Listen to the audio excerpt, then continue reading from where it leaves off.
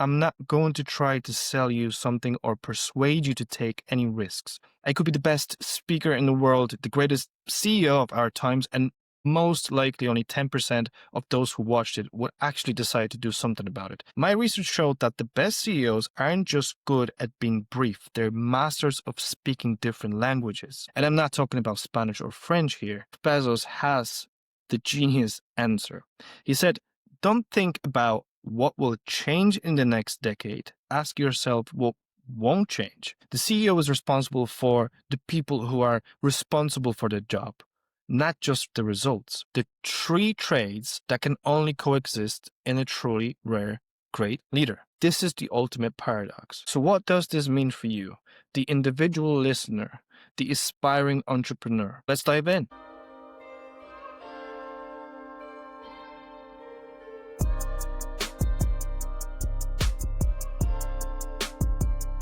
Welcome back, Paradox Nation. I'm your host, Pat. We're kicking off this episode by looking at the people who define success in the modern world. The CEOs, the disruptors, the titans running companies you use every day, and also people I learn myself from when it comes to business ethics.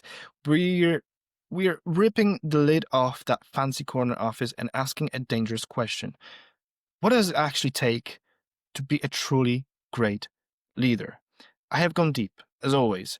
I've studied the playbooks of guys like Jeff Bezos and Elon Musk, listened to the wisdom of gurus like Sinek and Cardone, Daniel Priestley, and even went out and asked regular people on the street what they thought. What I discovered is that the path to elite leadership isn't just a list of skills, it's a tightrope walk. It's about being a master of contradiction. And that's what we are doing here. What is the cheat code those CEOs use? It's a fundamental paradox that separates the good from the truly great. I'm not here to give you life or business advice. You are the master of your life. But by connecting the dots between the successful people say and what they do, we can find a blueprint for anyone who wants to start a business or be a better leader. This is how I started with my business independent journey. Just watched some random guy talking about starting a business out of simple and old-fashioned curiosity. The benefits and problems, the knowledge that is required, and the promise of financial freedom. So perhaps this video could be a small factor towards your business journey. Who knows? And to be honest, I'm tired of seeing people on the internet pretending to know it all and give you all of the knowledge you need for free. There's no easy way. There's no overnight, I'm gonna make you rich scheme.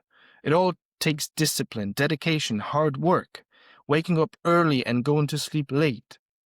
It's about a lot of problems to solve and try to connect your family or social life with your business life, and people you surround yourself with are also a key factor. This episode is nothing like any of those get-rich-quick kind of videos. I'm not going to try to sell you something or persuade you to take any risks. I could be the best speaker in the world, the greatest CEO of our times, and most likely only 10% of those who watched it would actually decide to do something about it.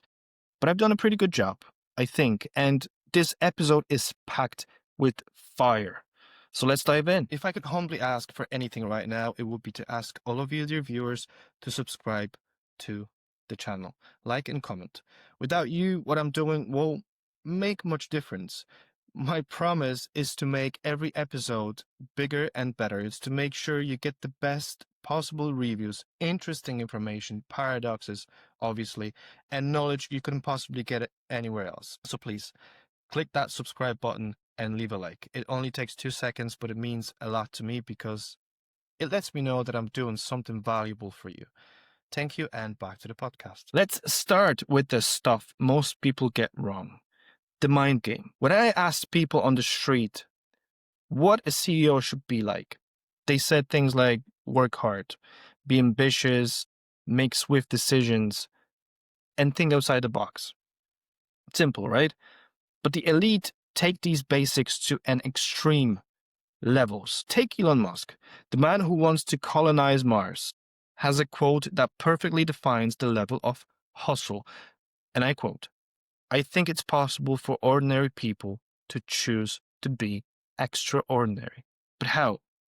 His answer is brutal. Again, I quote, work like hell. He specifies putting in 80 to 100 hours a week, every week. Why? Because as he says, if you do that while others are doing a 40-hour week, you'll achieve in 4 months what it takes them a year. That's not just working hard, that's resilience and perseverance. Taken to a maniacal level. You have to have the spine to absorb massive setbacks and keep going. Not a lot of us are able to do that. Now, here's the first big paradox. To put in 100 hours a week and take massive world-changing risks, you need an ego. You have to believe your ideas are worth it. But Pat Bet-David from Valuetainment put it perfectly. No one becomes a CEO without an ego. The secret isn't getting rid of it, it's learning how to manage it and acquire a touch of humility and self-awareness. Why? Because as Pat says, humility is what makes people want to work with you. If you don't know your weaknesses, you can't hire people whose strengths plug those holes. Check out this fact. Most top CEOs spend more time on their calendar interviewing and recruiting their direct reports than they spend on any other single activity. They're constantly building a team of people who are smarter than them in specific areas. That is the ultimate act of humility. You need an ego strong enough to lead the company, but the humility to know you can't run it alone. So find that balance there somewhere. Another thing is a leader need is decisiveness and execution focus. You can't be paralyzed by incomplete information. You have to be results oriented. This connects directly to money. You have to have deep financial acumen. I'm not saying you need to be an accountant, but you need a non-negotiable understanding of cash flow and capital. This is what separates the saver from the investor. Think about Grant Cardone. He's a guy who built a financial empire and noticed a key difference. The rich use money to make money, while ordinary people save money. He looked for a blueprint to success, and where did he look? At giants like Coca-Cola. That blueprint is not about pinching pennies, it's about understanding where capital should be allocated to drive growth. You must be a master of the numbers to take strategic risks. And again, I'm not talking to be a great accountant or be great at maths. Shaquille O'Neal said this in one of his interviews. A guy has retired from basketball a long time ago, and yet his profits rise. He's rich as hell because, as he said, and I'm paraphrasing, he surrounds himself with people smarter than him, but it doesn't mean that he's stupid. No. He's learned to be a great CEO. At least I think that, but what do I know? Does that make sense? Biggest revolution in leadership is the shift away from the old stiff command and control model toward one of service. This is the people game. Simon Sinek nailed this one. He says the real job of a leader is not about being in charge. It's about taking care of those in our charge. The CEO is responsible for the people who are responsible for the job, not just the results. This is team and culture building, and it's absolutely crucial. Let's use a great real-world example. There was a story about a barista named Noah who worked at two hotels, right? Two different hotels. At one, managers watched him to make sure he did nothing wrong. At the other, the Four Seasons, managers constantly walked by to ask if he had everything he needed to do his job better. Same person, two different performance levels, created entirely by the culture and the type of leader. This creates the paradox of care.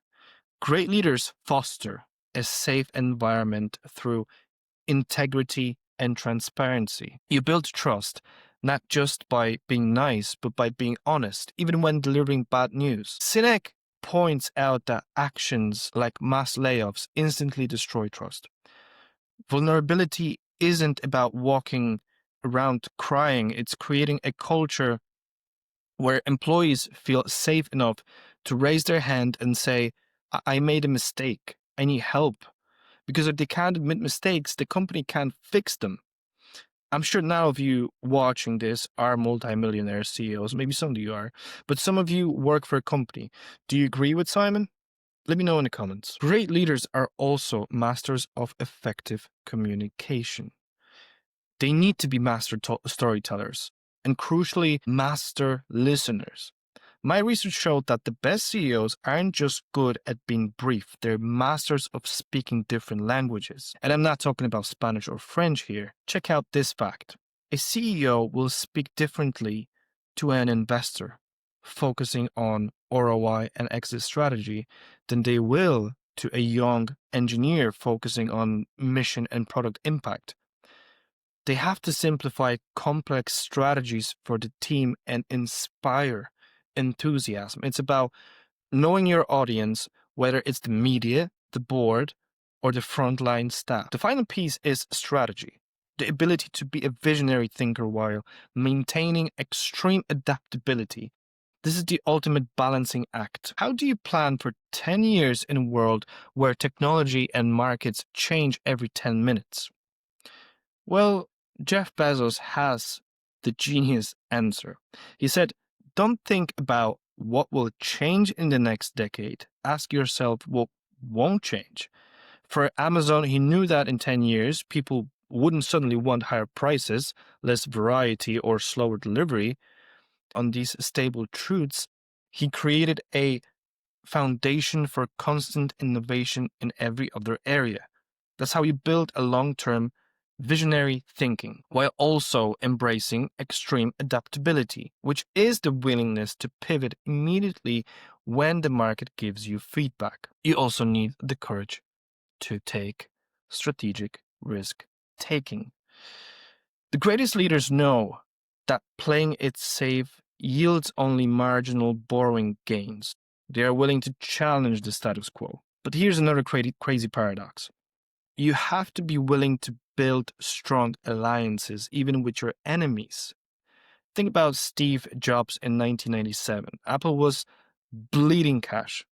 What did he do? He went to Bill Gates and Microsoft, his fiercest rival, and secured a crucial He went to Bill Gates and Microsoft, his fiercest rival, and secured a crucial $300 million investment. It was a massive, calculated risk of swallowed pride versus survival. That move bought Apple the time it needed to launch the iMac and start its comeback. Same thing almost happened with Tesla, I think in 2007, where it almost went bankrupt. We've arrived at the core truth. The three traits that can only coexist in a truly rare great leader. This is the ultimate paradox. A great CEO possesses a crippling sense of insufficiency. They believe they are never good enough. The standard is always being raised, and they are never satisfied. Another one is superiority complex.